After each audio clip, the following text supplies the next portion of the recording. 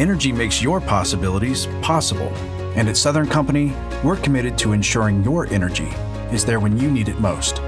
A commitment we have the privilege to keep. Southern Company, building the future of energy. AFR On Demand is brought to you by Breck Golf. Try Beaver Creek today, just 20 minutes from downtown Baton Rouge in the Zachary area. They've got a PGA Tour driving range, a short game practice area, 30 to 40-yard practice shots. It's a great place to chip and putt and practice if you don't have time for a full round. Book your tee time today, golf.breck.org, golf.breck.org. Matt Moscona. I'm very important. After further review. Say it one more time. After further review with Matt Moscona. And here we go. Live from the Mercedes-Benz of Baton Rouge studio. Let's ride!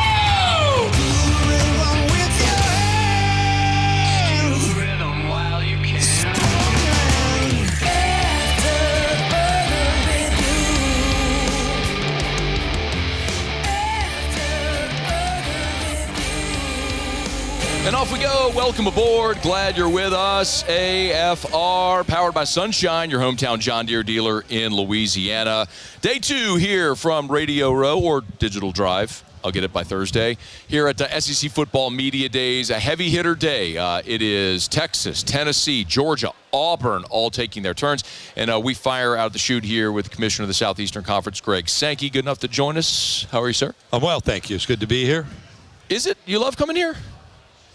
Love's a strong word. It's such an interesting event. I always look forward. It is. I always look forward to it. It's, you know, the start of the next year. There's optimism. There's hope. Everybody's undefeated. You generate talk, and I think you generate connection. So there's a lot of good. Now, that is very when true. I have a week off around July 4th, and I'm spending every day thinking about what is it that I'm going to say to open up, you know, I might not want that. How much thought did you give to what you're going to say? Because normally there is some type of declarative statement, and I don't know that we necessarily got that this year. To me, the declarative statement was there's a lot happening right now. There's a lot happening. And there have been, maybe post-Destin, as I was reading some commentary, why didn't they decide this? We went to some meetings in mid-June. Why didn't the college football decide on their format? Well, you know, we've got settlement, we've got college football playoff, we're talking about NCAA decision-making, who should be involved in that, we're talking about NCAA basketball tournament, we're talking about different – there's a lot happening. I do think we need to put some things back on the shelf as soon as we can. And so I would observe that's a statement. And then within the context of kind of my roster of topics or issues – some of those I teased out, like, hey, we're 14 days into kind of a new world order, and if you're going to throw the new world order out of 14 days, that seems like pretty bad decision-making. We're going to have to work through the problems.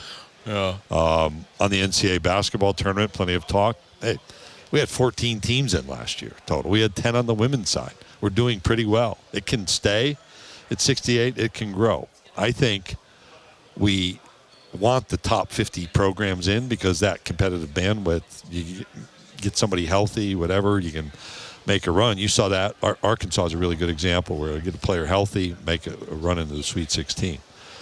But if we don't expand, okay, the tournament. The CFP, you know, we have a format in place for 26. It's 12. People forget that. The discussion is, should that remain or should that change? And that has to be a unanimous vote to change it? No. It does not. So this is just a majority part vote. of the change. It is majority vote with the Big Ten and SEC agreeing together. Okay. Yeah. I'll come back to that in a second. So you said the 4th of July is usually when you start preparing. No, early June. Early June. Okay. Yeah, and so when is your vacation time? 4th of July. Okay, but you're spending the 4th of July sweating this? Yeah, so where did you go on vacation? I have a 2-bedroom place on a lake in central New York where I grew up, where you're kind of away. Okay. And the weather's generally nice. So we go up there. Your folks are still there? My parents still live up there. So my mom's birthday was last Tuesday. She turned 80. The 8th? Yep, July 8th. You as well? 43. Yeah. Your mom's got a great birthday. We share it with Kevin Bacon. Oh, really? Yeah. I did not know that. So one of the Rockefellers. I go back there and I'm away. There's a few people who know me or know what I do. I'll get recognized, but not nearly the extent of in the SEC footprint. I can kind of physically feel my pulse rate lowers, my blood pressure goes down. Gives you a place to think. And then, I have it's on a lake, and I have a little lakeside house where I put my laptop up, and on Sunday I was grinding through all the fine details. The water's lapping along the shores. Not bad. Nice little point of or place to focus. Now, did you? I'd rather just sit there and read a novel, but I have a responsibility. I understand that. Any marathons this year? Ironmans? No. Are you done with that? I've been asked about running another marathon, which my mind is willing. I think the flesh is weak. I was supposed to run a 15K race Sunday, which I've done for many, many years, and just had to beg off because I needed to spend time on my remarks. I spent, rather than drive an hour, run an hour and a half, drive an hour back, I took those 4.5 hours and invested in trying to say something intelligent. Probably time well spent. Do you feel like you said something intelligent that has been well received? I'm always curious because you prepare these remarks. There's 1,000 of us here, and there's millions of people that watch and hear them, and then you wait for feedback. So what has been... So you want to know my habit is the phone is on airplane mode when I speak, and then I don't turn it on because I usually go right to some other thing. So I don't look at what's on social media, nor the incoming from people. And then after an hour or so, I'll say, Herb, what's out there? Like the next time we connect, I'll ask Herb Vince. I'm like, Herb, so what's out there? The reaction was, I think, appropriate. I think the more in-depth research is as I walk around and people ask me follow-up questions. Okay, what's going on here? What's going on there? If they were asking me things I didn't address, then I would observe I kind of missed the moment. And I intentionally wanted to communicate views, right, without trying to, like, pull the pin on a hand grenade or something like that. There have been times where I've intentionally said things to be overly provocative. Here, like it was try to shape perspective. Oh, I'd have to go back and read things. Give me a minute, I'll think about it. Because, here's the twist. I spent all June thinking about this. I talked for 15 minutes, and then next year I'm like, what in the heck did I say last year? I do that every day for 3 hours. Yeah. What are you talking about? Right. I don't know what I talked about. I don't know what I talked about yesterday or last segment. Greg Sankey's with us here for a few minutes. He's always good enough to hit everybody on Radio Row. I'll give you one where I was talking about the NCAA, and I'm like, this thing has to change. Like, you can't go through the expectations we have and the variances and make decisions in a big room filled with people. And I kind of detailed that out a couple of years ago. And then my phone rang like, what do you mean by that? What do you want? I'm tired of going to a meeting room of 40 people. This was 2 years ago. And having the most important topic introduced for conversation, and no one responds. No one responds. It was an NIL conversation in a Division I council meeting. Like, we're saying that we have an effective decision-making system, an effective governance system. We have a presentation on NIL and the opportunity for questions there, and nobody engages. Why did no one engage? Well, I laid out because I lived it. I knew what was going on. And after, 2-3 minutes of dead air, I'm like, hey, we just spent 30, 45 minutes talking about committee nominations. And nobody's got a perspective on name, image, and likeness. How can that be? How can that be? This is the most important, impactful issue that we're facing. We have states passing laws, and nobody wants to engage here. And to me, that was one of those tipping point moments where, hey, this just doesn't work. We can kid ourselves that the system's fine, and you're going to see plenty of noise over the next month as more responsibility is allocated to the 4 conferences where the room shrinks a little bit. But can you elaborate a little? Yeah, the Division I board has a working group looking at decision-making where the notion is the 4 conferences have a greater level of authority. It's the autonomy that we've had for certain areas spread over more areas. We shrink down the number of committees, the size of those committees, so you're not having meetings with big rooms filled with people. You've seen some messaging about changing an NCAA staff, some shrinking there. I think that's all of that is needed. And it speaks to, hey, you could go along as you are.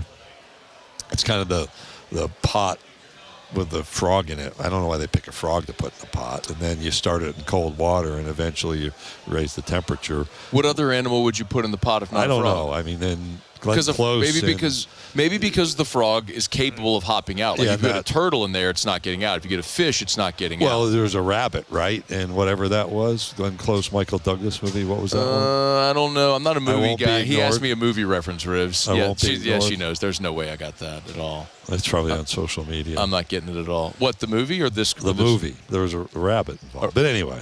Glenn Close, Michael Douglas, rabbit. Do you know the movie? A movie with Michael Douglas and Glenn Close where there's a rabbit? Yeah, I don't get it. What football game are you going to go to week 1? I'll be back here Saturday morning for actually Saturday at noon, Tennessee and Syracuse. Okay. And that's only a couple-hour drive up to Clemson, I've been told. LSU's up there. I usually don't go to away non-conference games. Why? Just it starts a buzz. I went to Michigan last year with Texas, and that seemed to go fine. So then I can come back here and see Virginia Tech, South Carolina on Sunday. So probably hit those 3. A buzz, huh? Well, visiting commissioners here.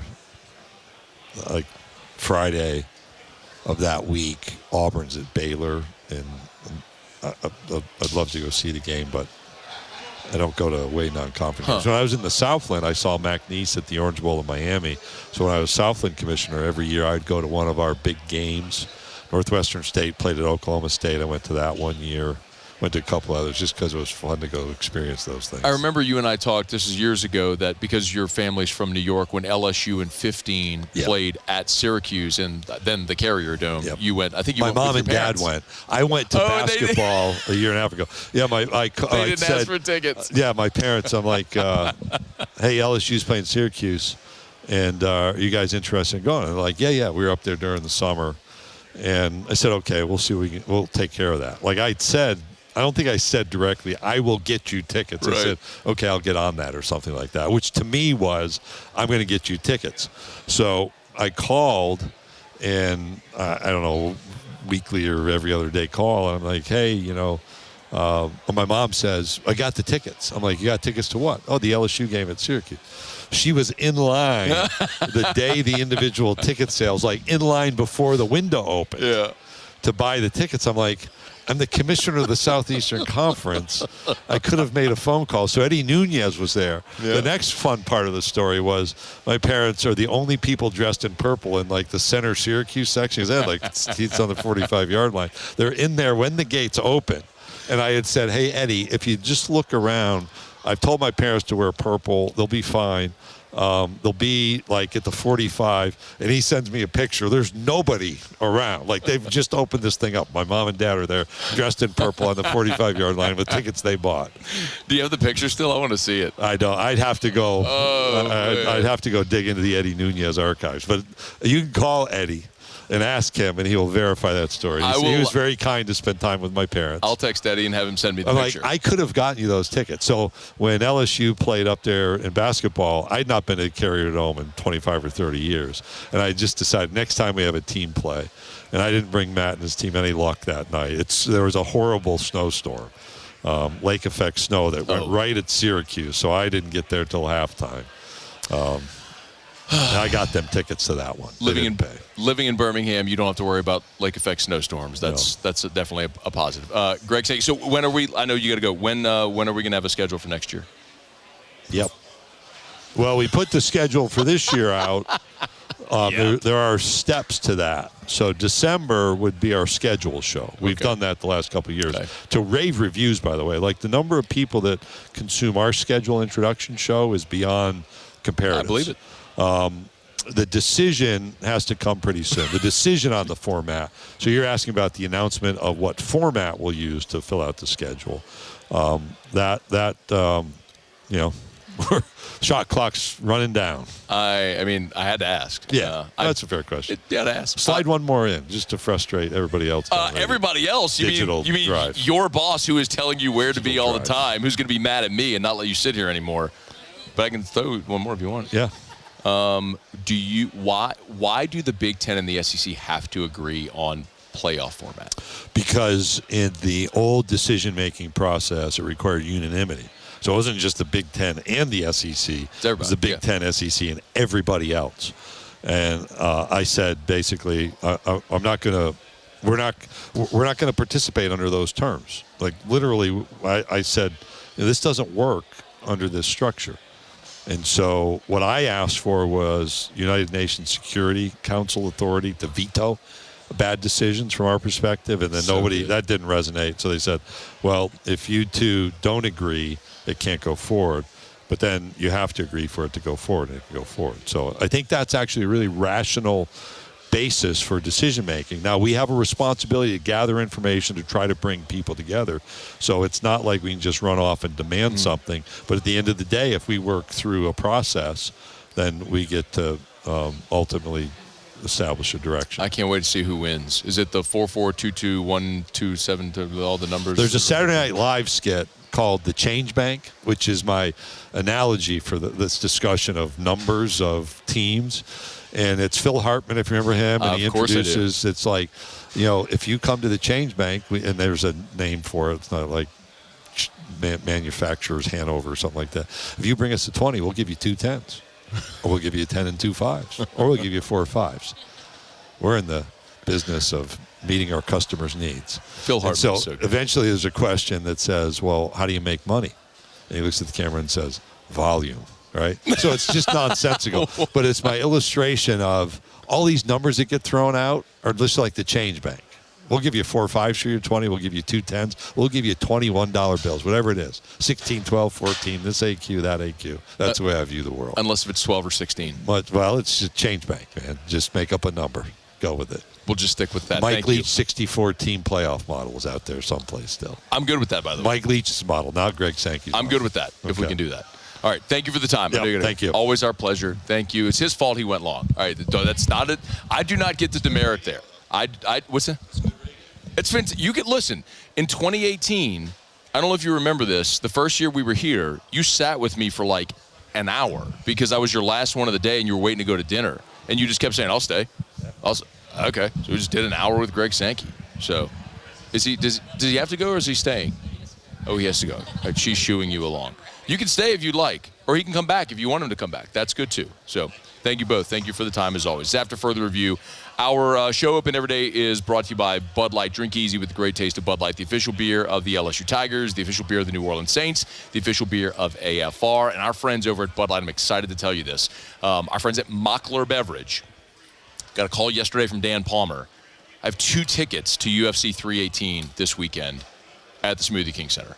Poirier, Holloway, 3, the trilogy fight. I've got 2 tickets that we're going to give away on Thursday from here at Radio Row or Digital Drive at SEC Media Days. Very excited about that. I will tell you in hour 3 today how you can win those tickets. So make sure you're back here in hour 3. If you got to leave, catch it on demand or whatever. We're going to give away those tickets. I'm excited to be able to do that. I'm going to be in that number and can't wait to be in the Smoothie King Center. Of course, Dustin Poirier, Bud Light athlete. Drink easy with the great taste of Bud Light. Okay. We'll knock out a quick break. Where's my rundown? We have Gary Stokan will be here in about 12 minutes from right now. What a gigantic day this was today with a lot of heavy hitters. We'll continue. Stay with us here on, well, 1 second, Muse. 1 second, Muse. 1 second, 1 second. Sorry, my apologies. Stay with us here on AFR. After further review. We're brought to you by River City's 1 Hour Air, where they're always on time, where you don't pay a dime. 752-0001, 752-0001, or 1hourbr.com. Y'all, it's so easy. If you got issues with your AC, you call River City's 1 Hour Air. You don't have to take my word for it. I wish you would, but you don't have to. Go read the Google reviews. River City's 1 Hour Air has more than double the amount of 5-star reviews of the next closest competitor in Baton Rouge. They are literally the best. They've been doing it for 40 years. Every time you call River City's 1 Hour Air and schedule service, you will get a call, a text, and an email alerting you the technician's on the way with that technician's name, a photo of that technician, reviews of that technician so you know exactly who is coming into your home so you can feel comfortable And, of course, they're going to do exceptional work. It's River City's 1 Hour Air. 752-0001, 752-0001. Look for the big yellow vans and trucks with the giant clock on the side. It's River City's 1 Hour Air. 752-0001. After further review, powered by Sunshine, your hometown John Deere dealer in Louisiana. Live from the 2025 SEC Football Media Days, powered by Parish Construction and Roofing. Enter now for your chance to win $10,000 cash at parishbuilt.com. Our coverage is also presented by Rev and Relief Windows. Rolling along here. Glad to have you hanging out with us. The Commissioner of the Southeastern Conference, Greg Sankey. Good to spend about a good 18 minutes with us there at the start of the show. If you missed it, of course, you catch that on demand.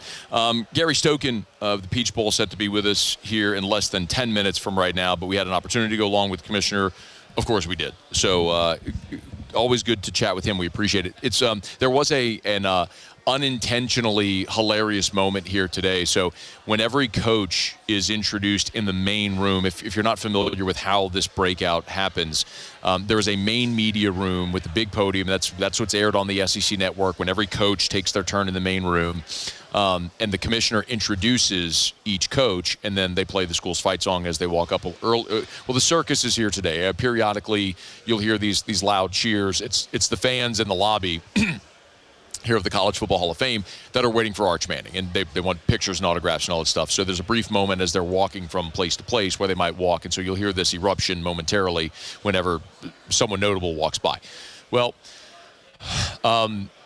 earlier today, Greg Sankey introduced Steve Sarkisian, the Texas head football coach, and then they always play that school's fight song. However, they did not play the correct fight song. Give a listen.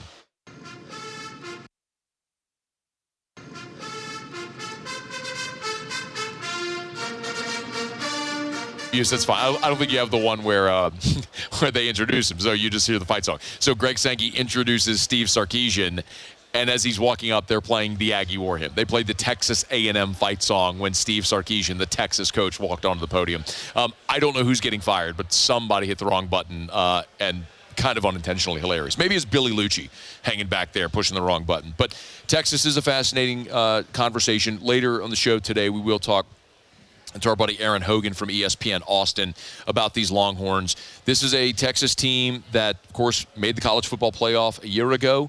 They were in the semifinal in that great game against Ohio State, and a team that returns just 3 starters on offense and 5 on defense. But not only do they have those 5 starters on defense, they loaded up in the portal on defense, and they are a very talented defensive team. But similar to LSU, they lose 4 starters on the offensive line, including, of course, Kelvin Banks, their fantastic left tackle, who's now with the New Orleans Saints. So only 3 starters returning on offense, losing their top 2 running backs, and 4 starters up front. It is going to be interesting for that Texas offense with a new offensive line, a new quarterback, the uber-talented Arch Manning, but opening up at Ohio State. We will find out very quickly how that transition is going to go from a veteran in Quinn Ewers to a third-year player but a first-time starter in Arch Manning when they open up August 30th on the road in Columbus at Ohio State. That, remember, is going to be the 11 a.m. game, the big noon kickoff. The rest of the schedule, though, for Texas is why a lot of people like Texas. After that Ohio State game, it's San Jose State, UTEP, Sam Houston. Then October the 4th, they're at Florida. And then they go to Dallas to take on Oklahoma. They're at Kentucky, at Mississippi State, before they return home to take on Vanderbilt, then at Georgia, Arkansas, Texas A&M to finish. The key notable there is after that Sam Houston game on September the 27th, Texas doesn't play a home game again until November the 1st. They go from September 27th to November the 1st without playing a game in Austin. That is a long grind that's going to include 3 true road conference games and the neutral site against Oklahoma. So while the names on the schedule may be favorable for Texas this year, the layout is not, with that chunk in the middle where they're going to play at Florida, Oklahoma and Dallas, at Kentucky, at Mississippi State before returning home to Vanderbilt. Now, they're going to be favored in every one of those games and should very well win, but It is never easy to go on the road in the SEC, and they have to do that for 4 consecutive weeks. And by the way, there is no open date in that mix. They do not have an open date in that mix. So it is going to be a fascinating run through the month of October for Texas, which we all presume is going to be the preseason #1 team in the country. It is after further review. We're here at I keep wanting to say Radio Row. I hate saying. Do I have to say Digital Drive? God, who came up with that? We're brought to you by Parish Restoration. Remember, kill mold, remove odor. You can go to parishrestoration.com. With all the rain, all the inclement weather this time of year, many times you find that you have leaks. Well, if you have a leak that's showing in your home, on the roof, whatever it may be, that's been there for a while, so you may very well have mold. And if you do, our friends over at Parish Restoration can help. Go to parishrestoration.com, parishrestoration.com for that inspection and for that free estimate, parishrestoration.com. All right, it is after further review. I got to grab a quick break, and we'll come back. Gary Stokan of the Peach Bowl is going to join us. We're glad to have you aboard with us here, day 2 of SEC Football Media Days from Radio Row. After further review. AFR is brought to you by Glow Resources, GLO, glowresources.com. They are complete employer solutions, Glow Resources. I say it easily every day by explaining what they are, by first telling you what they are not at Glow Resources. They are not a temp staffing agency. So if you're looking for a job, don't call Glow Resources because they'll find you.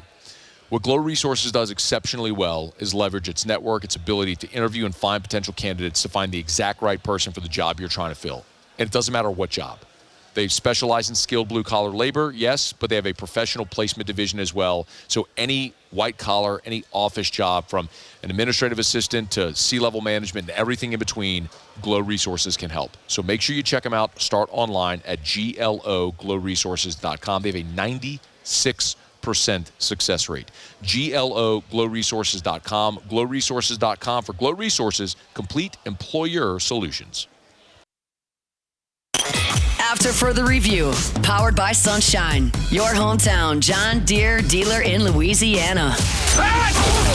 Live from the 2025 SEC Football Media Days, powered by Parish Construction and Roofing. Enter now for your chance to win $10,000 cash at parishbuilt.com. Our coverage is also presented by Rev and Relief Windows. Glad you are rolling along with us here on a fantastic day in Atlanta, GA for SEC Football Media Days, Day 2. It's always a pleasure when we come here. We get a chance to visit with Gary Stokan, the CEO of the Chick-fil-A Peach Bowl and the Aflac kickoff game. Maybe I'll keep churning out some fantastic college football products. How are you, sir? Matt, you almost sounded like the Aflac duck there. Did I, like, quacking? You almost got there. Aflac. Who's got the, who does the voice now? Do you know? I have no idea. Do we know who did it? Because it was, and it was Gilbert Gottfried for a long time. Now he's passed, so I'm not sure who does the Aflac voice. Yeah, not sure. I didn't apply for it, but I'm not opposed to it. Well, welcome to Atlanta. Thank you. You got a great location here, right in front of the Chick-fil-A Peach Bowl. Well, look at that. You know what? I'm trying to get this to load. You can see that. So where the way it's set up normally is the chairs for the listener, the viewer that's watching us. Normally the chairs are set up on the other side, and because now the glass. Well, it's not even the glare. It's more now that we're on video. I mean, radio isn't radio anymore. Right. It's everything is digital media, and of course we terrestrial radio. But I always like to turn here. So that's our backdrop. I mean, that's just a freaking cool backdrop, that right? Is cool. I mean, you got all the trophy cases instead of just a glass wall. So yeah. I love the backdrop, and yes, there is the chick. Does that say 2019 champion right there? 2014. Are you sure that does say 2019? Are you sure that's not LSU scoring a bajillion against Oklahoma? That Dylan? was my personal favorite Peach Bowl. We need to make that Dylan's our LSU, our vice president of communications. He's a big LSU guy, so I'm surprised he hadn't jumped on that. We're going to make sure that happens. Yeah, you were telling me before we came on air that there was recently a report of the top. CBS recently rated all the CFP playoff games in the CFP era, and Alabama, Georgia, obviously, the national walk-off in championship overtime, game was in the top 5. Our Georgia-Ohio State semifinal game was in the top 5, and last year's Chick-fil-A Peach Bowl with Arizona State, Texas double overtime. The LSU-Oklahoma game was in the top 10. That is stunning. I mean, it's my personal favorite playoff semifinal game that we've seen. But there wasn't much of a game, but it was magnificent to watch being in a Mercedes-Benz Stadium that day. This Texas-Arizona State game ended up being outstanding. It didn't look like it was going to be had everything jump, in it, didn't it? But my goodness, did it. And with Scadaboo playing the way he did to rally him, but big pivotal play moments. You don't. It's so interesting too, because you don't get a say in who comes to your game anymore. And nope. But that hasn't seemed to negatively impact you all. How? Well, we got a great market. Atlanta is a college football hotbed. A lot of media have called us the capital of college football, with the Hall of Fame here, with the kickoff games, with the Chick-fil-A Peach Bowl, with the SEC Championship. You know, in the fourth largest convention town, Atlanta, Georgia, in the United States, behind Las Vegas, Chicago, and Orlando, 4 of the top 5 conventions in this city on an annual basis are college football games. The SEC Championship, our two Aflac kickoff games, and the Chick-fil-A Peach Bowl. That's how important college football is to the city of Atlanta. I believe it. LSU, of course, has played many games here. Not only been great to us. Not only the bowl games, but kickoff as well. And I know every year we talk about it. What's pretty remarkable is you all really started the Kickoff Classic game. Back in 2008, it was Bama and Clemson. That was sort of Nick Saban's reemergence to national dominance, as Bama really dominated Clemson that day. But that's when everybody started to copycat and follow suit. So it is the longest-running kickoff game. Why do you think that has continued to be so attractive to teams, instead of maybe opening at home, maybe a more manageable, winnable? Look, I mean, LSU's done this plenty. Why does this continue to be something that's attractive? Well, it's interesting. First off, we've built some great relationships that you have to get a coach and an AD to agree to move a home game, particularly SEC, where they have 100,000-seat stadiums. It's a great recruiting base. Georgia has now passed California in the number of kids matriculated on college football scholarships. It only is behind Texas and Florida now. Number 2, the financial wherewithal that we bring to the table in payouts is meaningful to the schools. Thirdly, we give the fans an opportunity to attend the game. We give the majority of the tickets to the AD. Fourthly, a coach will tell you that a team improves most between week 1 and week 2. And so if you play a non-directional school, easy 50-0 win, people don't want to go see that. TV viewership's not very good. And individually and collectively, you don't learn anything about your team. You play against a major team like LSU is going to play Clemson. Both Clemson and LSU coaches are going to learn a lot from that game, because now that kid at tackle is playing against an out-conference player, potentially NFL player, right? So you can coach them up. So coaches say you improve most between game 1 and game 2 because you got live film, so you can coach them up. The off-season workouts go to a whole new level when you're competing against a Clemson, if you're an LSU, and vice versa, if you're LSU or Clemson competing against LSU, because you don't want to get embarrassed. Right. And you want to play on the biggest stage against the best competition if you're a competitor. So whether from a player, from an AD, from a fan can't come, he can watch it on TV and see a great game. From a coach perspective, it's a win-win-win-win. And lastly, the CFP uses this as a major data point, because at the end of the day, you can't schedule your conference schedule. You have 3 or 4 games that you can schedule, and what you do with those 3 or 4 games scheduling-wise, and do you win them, that gives you a differentiation point when they select who's going to get in the playoff. So everybody wins. Georgia's win over Clemson last year was a huge part of them. Well, obviously, they wound up winning the SEC, but before they had made the championship game, that was something that was being used heavily as a leverage point for Georgia in those CFP discussions. I go back to 2017 when Alabama plays Florida State. We call it the GOAT game, greatest opener all time. Number 1 against number 3. Alabama beats Florida State. Alabama does not win the SEC that year. But in a 14 playoff, the selection committee put Alabama in because they beat number 3 in their non-conference, and they won the national championship that year. So that's how big this game's have become. Gary Stokan is with us, the Aflac kickoff game and the Chick-fil-A Peach Bowl. You got a double dose for the kickoff game this year. SEC, ACC, how did we land on this? Well, ACC, SEC, we had sold out 18 straight years in the Chick-fil-A Peach Bowl before we went into the CFP in 2014. So once we got into the CFP, we knew we were going to get more national programs coming into play. So we took the ACC, SEC format and put it in the Chick-fil-A kickoff at that time, now Aflac kickoff game. So most times we've done that. Now, we've reached out to Oregon to play Georgia. We've had Washington play Auburn. So we'll reach out and get some nationally ranked teams to come in. But for the most part, it's ACC versus SEC. And in this case, 3 teams last year that are in this game finished in the top 20. You've got the Beamer Bowl in Virginia Tech, South Carolina. Tennessee, Syracuse, 2 new quarterbacks for both teams. Some intriguing matchups. We'll play at noon with Tennessee, Syracuse on August 30th on ABC, and then 3 o'clock the next day, Sunday, August 31st, Virginia Tech, South Carolina. It's going to be great. I love opening weekend. It's just magnificent. You just gorge on football for 5 straight days. Well, and if you think about it, we've changed the face of college football because of this game. Because now this year you've got Ohio State playing Texas. You got Clemson playing LSU. You got Miami playing Notre Dame. Sure. Before, those games never happened, before we started this kickoff game format with Alabama and Clemson. So, we've changed the face of college football scheduling-wise. We've brought the College Football Hall of Fame to Atlanta. We've given almost $66 million to charity through the use of college football for the greater good.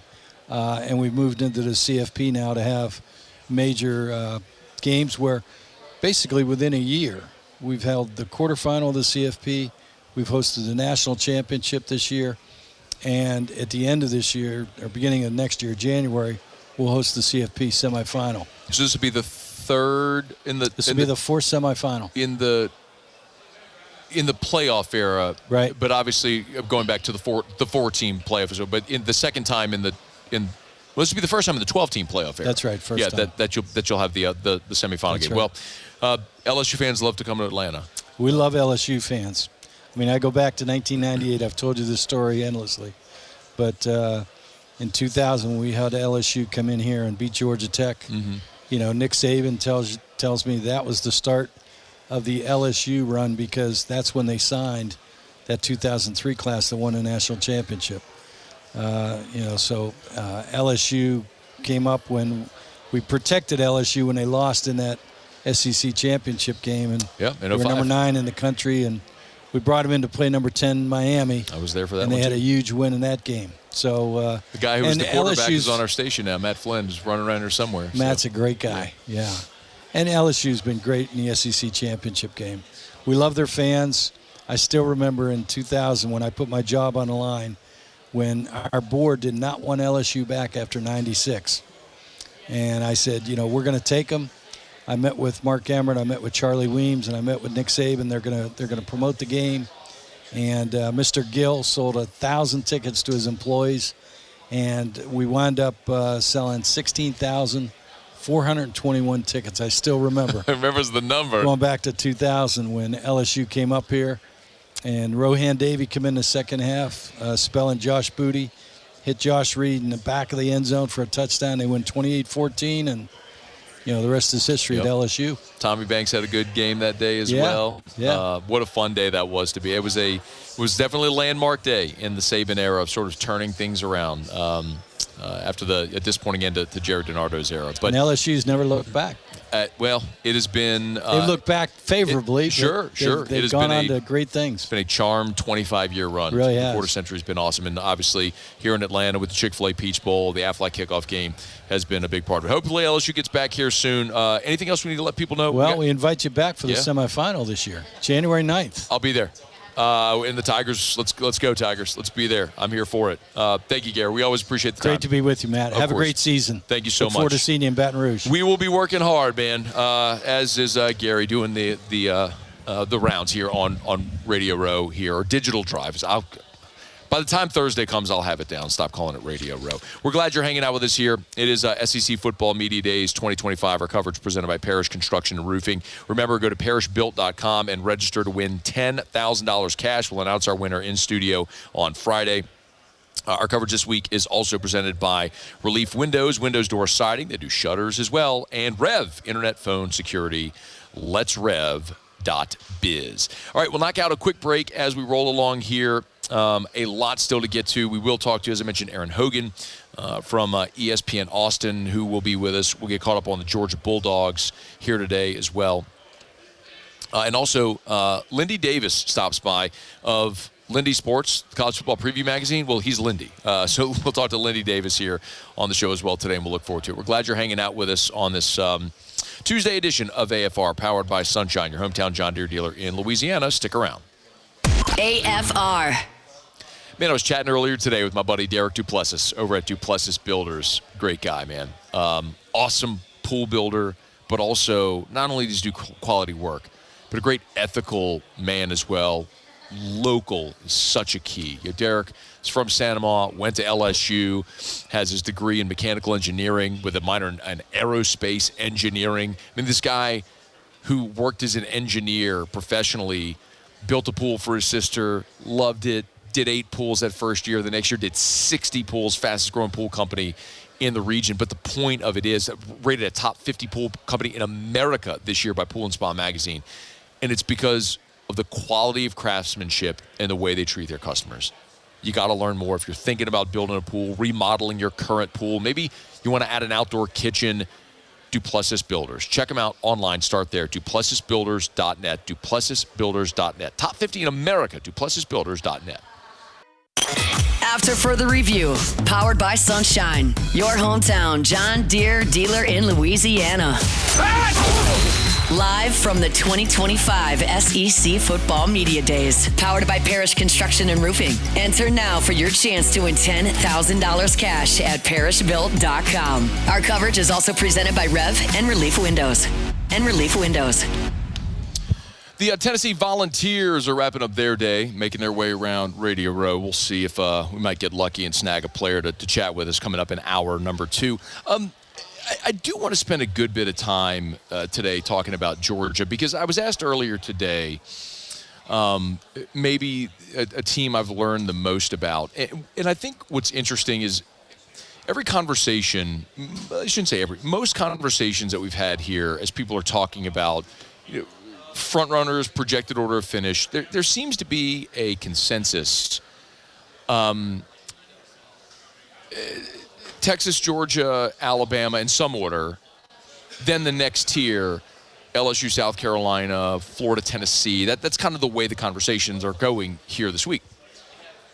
And with Georgia, I just kind of, the more I've learned about Georgia, the more I keep looking and saying, I understand why, with that logo on the side of the helmet, they're going to get a gigantic benefit of the doubt that they've earned, because Kirby Smart is an amazing coach. He's won a couple of national titles, and Georgia has been one of the standards in college football in the last decade, certainly in the last half decade.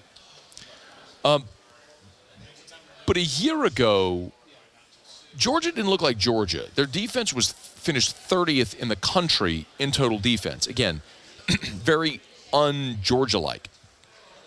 And they were 15th in the SEC in rushing offense. Another thing for a physical Georgia team that's very un-Georgia-like. So I look at that and I go, okay, well, you're also replacing your quarterback. I don't know what Gunnar Stockton's going to be.